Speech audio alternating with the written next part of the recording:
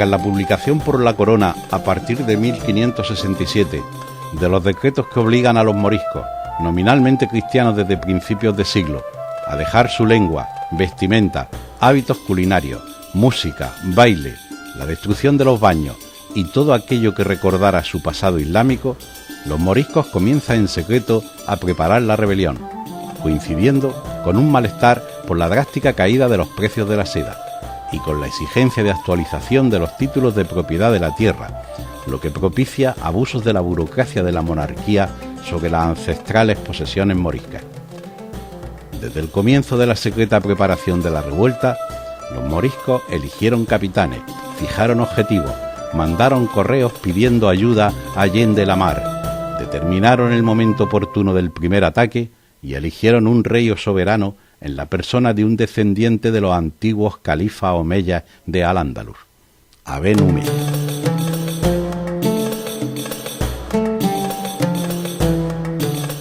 Las fuerzas de choque de los moriscos las formaban los monfís,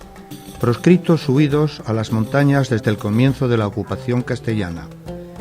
incrementando sus filas tras la forzada conversión al cristianismo.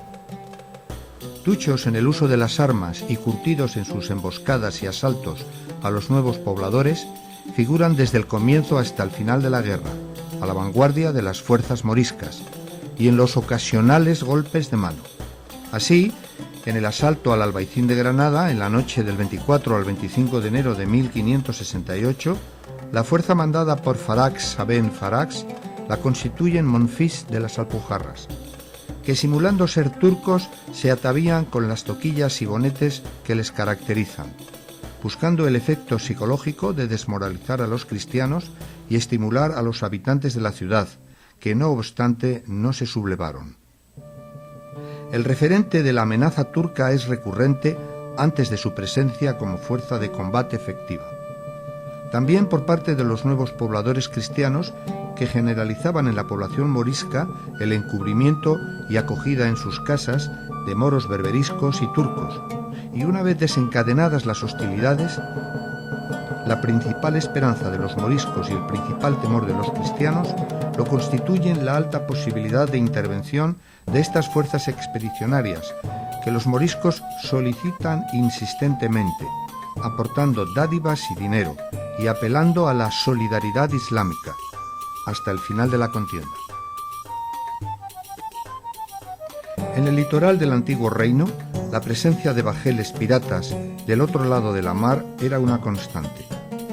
dándose el caso de desembarcos de nutridos contingentes que llegaron a penetrar tierra adentro muchas leguas, y de llevarse con ellos de buen grado poblaciones moriscas enteras y cautivos cristianos, como en el caso de Tabernas en 1566. De hecho, la presencia del Imperio turco en el Mediterráneo occidental, en abierta pugna con las potencias cristianas, marcan la geopolítica de la zona, de tal manera que influye directamente en las circunstancias y el desarrollo de la guerra de los moriscos.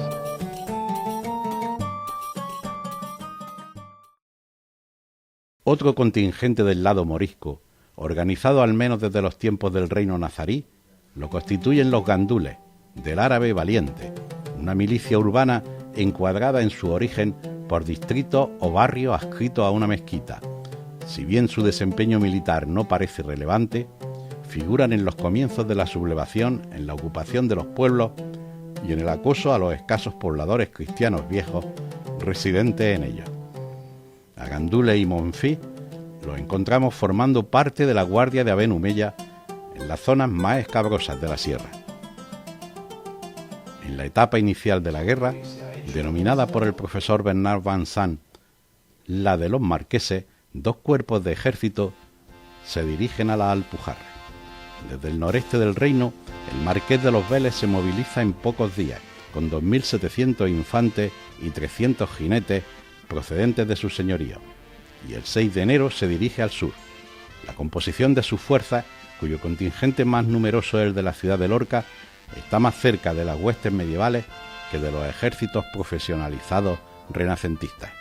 En Granada, la iniciativa corresponde al capitán general, el marqués de Mondéjar, quien alista 2.000 infantes y 400 jinetes. La ciudad, la Alhambra y la costa mantenían guarnición permanente y también se alistaron un buen número de voluntarios llamados aventureros. En las más de 1500 páginas que conforman los relatos básicos de la contienda, por parte de los cronistas Luis del Mármol Carvajal, Diego Hurtado de Mendoza y Ginés Pérez de Hita, queda quizá desdibujada entre cientos de episodios la estrategia militar de Aben Humeya, que no es otra que la toma de un puerto de mar por el que recibir la ayuda necesaria para enfrentarse con posibilidades a los ejércitos de sus oponentes cristianos. Todos los movimientos ofensivos en los que participa un gran contingente morisco, dirigido por su proclamado rey, obedecen a este propósito fundamental.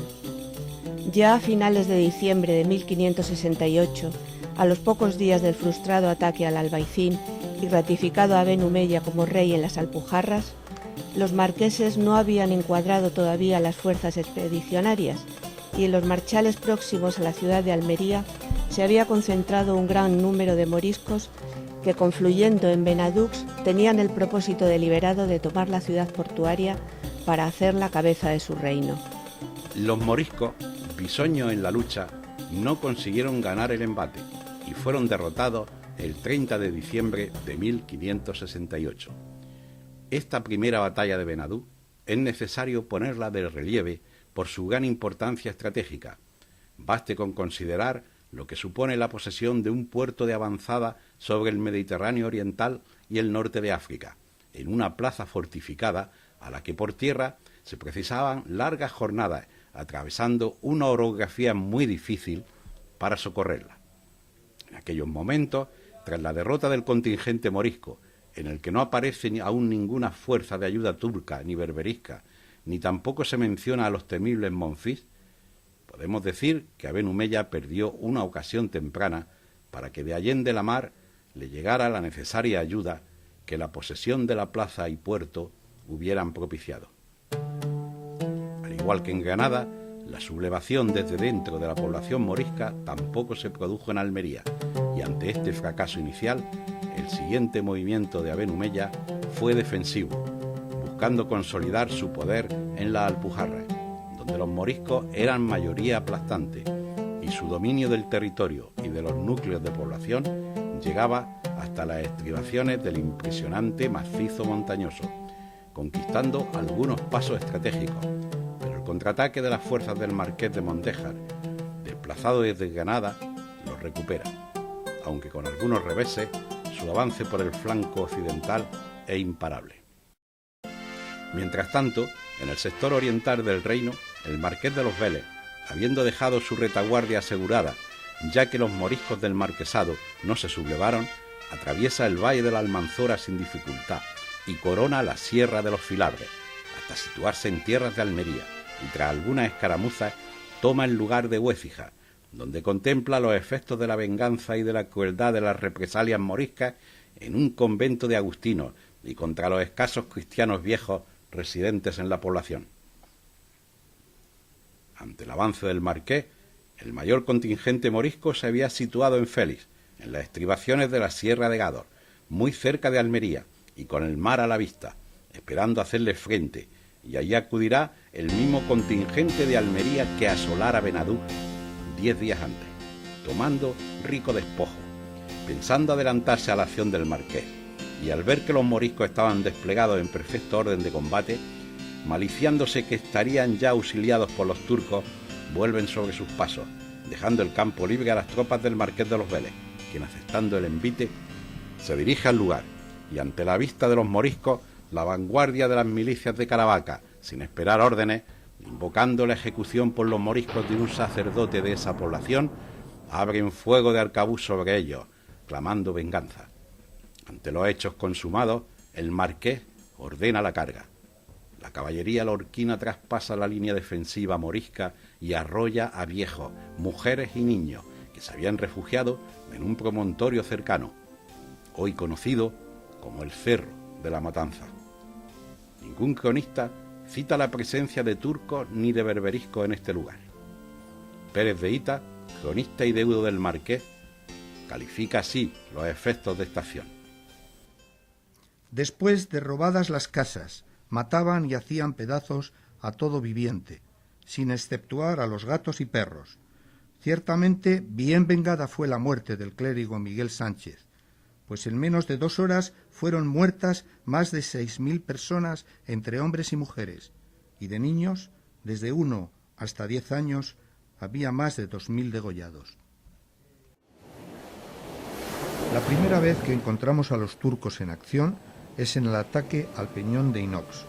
efectuado a finales de enero de 1569, y con los mismos protagonistas del producido en Benadux y del Amago de Félix, la milicia almeriense, reforzada ahora por elementos de tropas desembarcadas de las galeras, en número de 300 arcabuceros que habían acudido en defensa de la ciudad. Inox es un promontorio rocoso encaramado entre las cúspides de Sierra La Milla, más cercano a Níjar que a la ciudad de Almería. Allí se habían refugiado familias moriscas procedentes de los alrededores y de otros lugares no tan cercanos, y su propósito declarado era, ante el cariz que tomaba la guerra, exiliarse a Berbería en unas galeras turcas concertadas previamente y con la ayuda del contingente turco mencionado, no superior a los 30 o 40 efectivos, que todavía no podemos considerar como fuerza combatiente, sino de escolta y guía de las familias moriscas hasta las embarcaciones que esperaban ver aparecer desde las vistas al litoral que el Peñón de Inox ofrece, y donde se habían refugiado moriscos procedentes de tierras de Almería, llevando con ellos ganados para subsistir, sus ahorros y alhajas para su exilio. Concentrada la fuerza en Almería, discutieron el reparto de las presas y se dirigieron al lugar,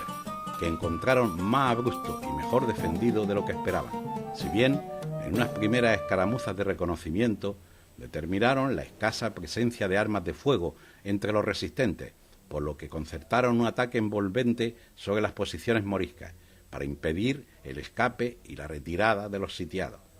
Iniciado el combate con gran resistencia morisca, ayudado en esta ocasión por los soldados profesionales turcos en su estrategia defensiva, los moriscos estaban desplegados también sobre otra altura a caballeros sobre el peñón y aguantaron varios choques,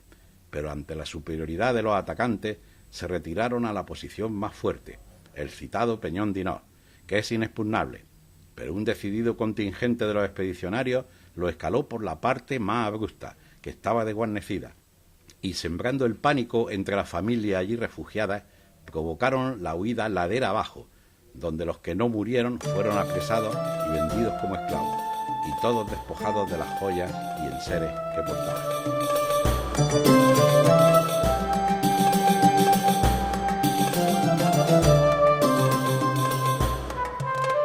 Mientras esto sucedía, el marqués de los Vélez pasa por Canjayar y ataca a Oánez,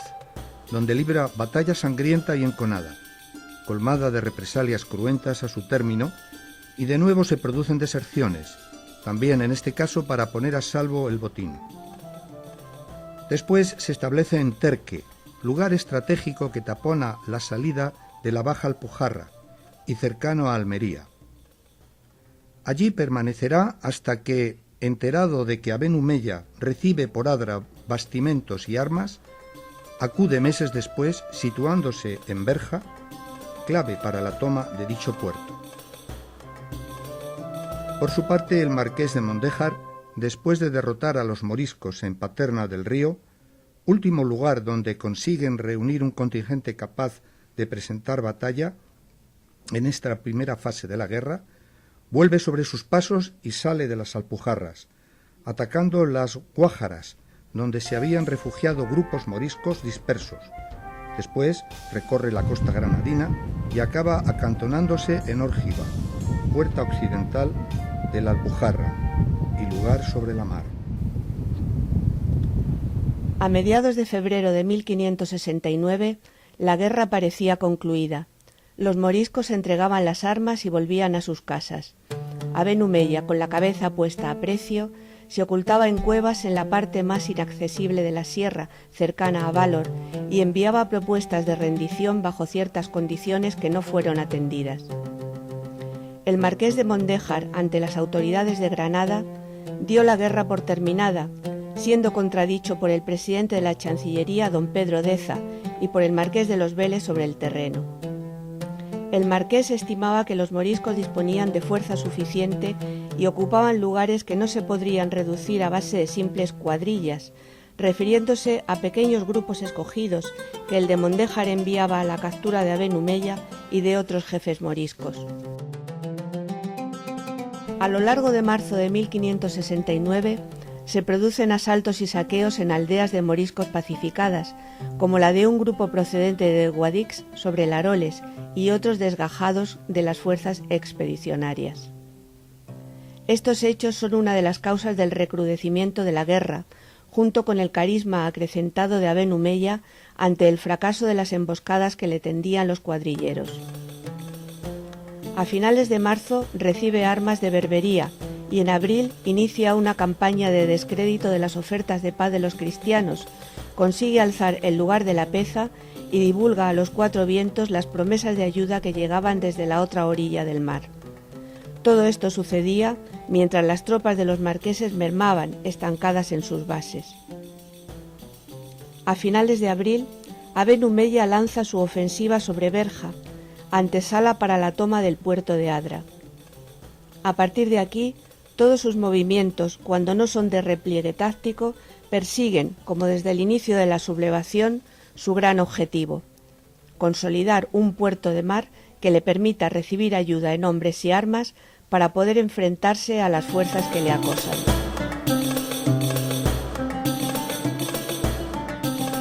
En la batalla de Berja irrumpen por primera vez como fuerzas de combate expedicionarias del lado de los moriscos un grupo de escopeteros turcos y otro de voluntarios de la fe berberiscos, que combatieron con guirnaldas de flores en la cabeza. Hurtado de Mendoza cifra en 400 los efectivos entre ambos. Ante ellos estaba el marqués de los Vélez, que se había desplazado con anterioridad para impedir el flujo de la ayuda por esta parte.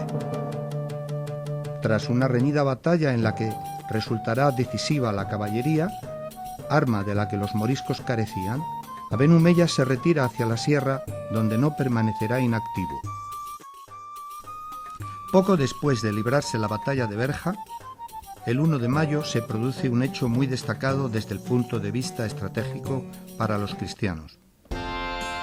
En el puerto de Adra atracan las galeras del comendador mayor de Castilla, don Luis de Requesens, con 12 compañías de soldados viejos, 10 del tercio de Nápoles, una de Piamonte y otra de Lombardía, y junto a ellas desembarcó también don Sancho de Leiva, con 1.500 catalanes, de los que llaman delados, que por las montañas andan huidos de la justicia, condenados y haciendo delitos, que por ser perdonados vinieron los más de ellos a servir en esta guerra. Era su cabeza Antic Sarriera, caballero catalán, las armas, sendos arcabuces largos y 2 pistoletes de los que se saben aprovechar.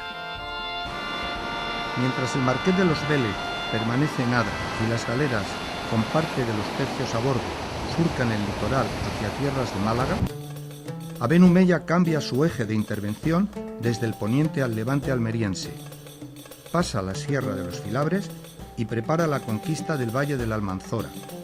otro camino hacia la mar. El 11 de julio toma Serón, en la cabecera del valle, y a finales de mes controla todas sus fortalezas, dejando por capitán a El Malé. Vuelve a Laujar, su cuartel general y lugar estratégico sobre las 2 vertientes de las sierras y de los litorales, y desde allí envían nuevos mensajeros a Argel solicitando refuerzos, y concentra efectivos, según Hurtado de Mendoza, para atacar otra vez a Almería. Pero el consejo de don Juan de Austria, ejerciendo de capitán general desde abril en Granada, duda sobre si el verdadero propósito de Aben Humeya es en realidad atacar Adra, y el capitán Villarroel sale de Almería en misión de reconocimiento. Encuentra una gran concentración de moriscos en Huécija y, avisado de la llegada de refuerzos por el Andarax, se retira escaramuceando. Quizás Aben Humeya tenía noticia de la marcha del marqués de los Vélez, que ya tenía el refuerzo de los tercios y el contingente de los bandoleros catalanes, desde Adra hacia el corazón de las Alpujarras por Ugíjar, y se hace fuerte en las alturas de Valor, lugar donde por primera vez se enfrentan cara a cara los dos caudillos. Era el 3 de agosto de 1569 y una vez más la caballería del marqués decidió la batalla. Pero agotado por el esfuerzo, el ejército, falto de víveres, desfallece y no tardan en enfermar muchos soldados por los delgados aires de la sierra. El contingente se dirige hacia la Calahorra, esperando allí socorro y avituallamiento, y de nuevo se producen deserciones. De esta manera, la victoria se convierte en derrota. Poco después, Aben Humeya, que había huido con un puñado de los suyos, recibe refuerzos de Argel y Tetuán, vuelve a Laujar y desde allí señorea las Alpujarras. Se reabastece y el 11 de septiembre ataca Adra,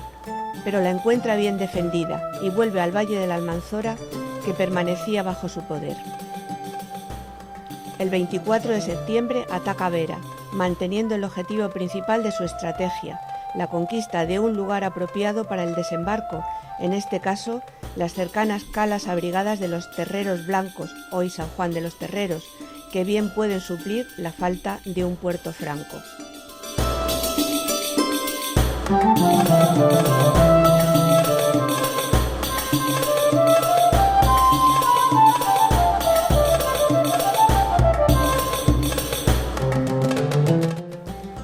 Frente a Vera, los moriscos emplazan dos cañones pequeños, pero revienta uno de ellos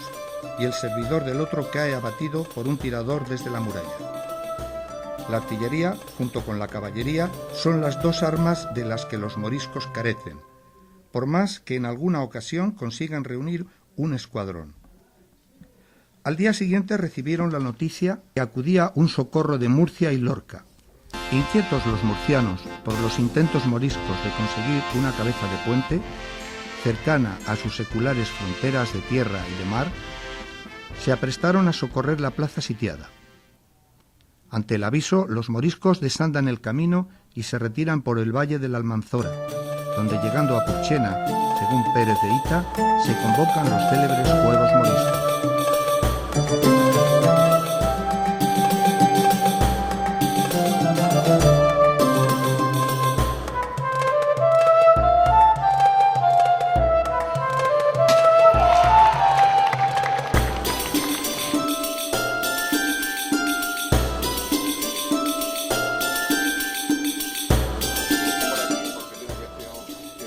Desde Purchena, Aben Humeya vuelve a Laujar y por noticias de sus espías entre la población morisca, cree factible alzar a los de Motril, otro puerto de mar que se dispone a atacar a la cabeza de sus tropas. Pero ya no saldrá vivo de Laujar. Una conjura de moriscos descontentos y otros oportunistas o interesados, amantes celosos y turcos le apresan y le acusan de traición, siendo ejecutado sumariamente.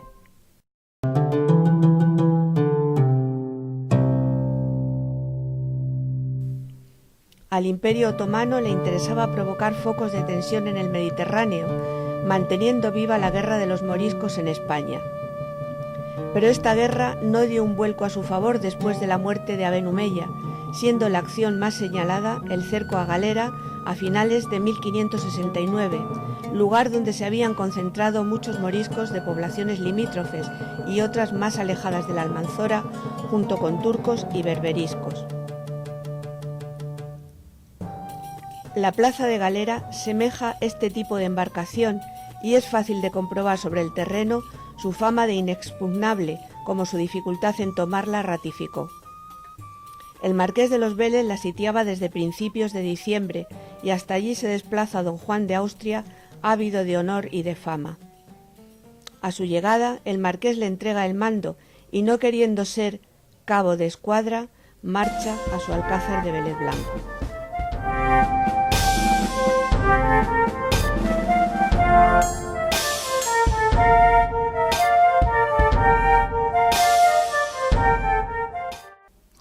El desenlace del cerco de Galera había mantenido en suspenso la atención a ambas orillas del Mediterráneo, pero la población fue destruida por el expeditivo procedimiento de volar con minas de pólvora el suelo del monte sobre el que se asentaba. A Galera, aunque muy adentrada en el interior, no dejan de mencionar los cronistas que estaba en el camino a Cartagena,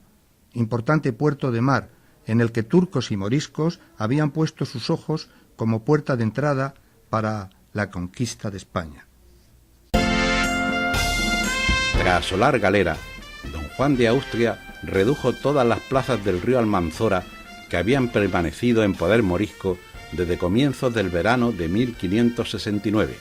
y cabalgó la Alpujarra, negociando la rendición de los sublevados.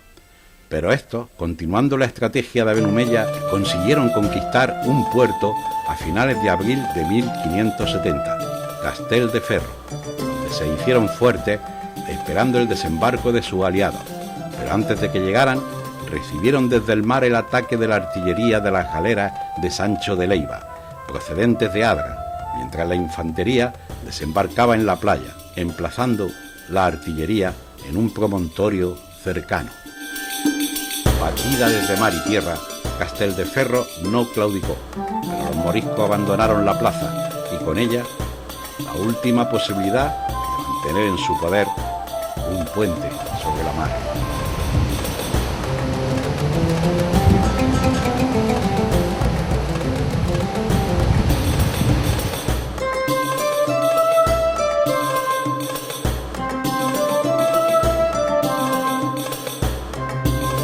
A bordo de los barcos que surcaban el Mare Nostrum con rumbos encontrados, no viajaba, que sepamos hasta el momento, ningún cronista, por lo que queda pendiente la crónica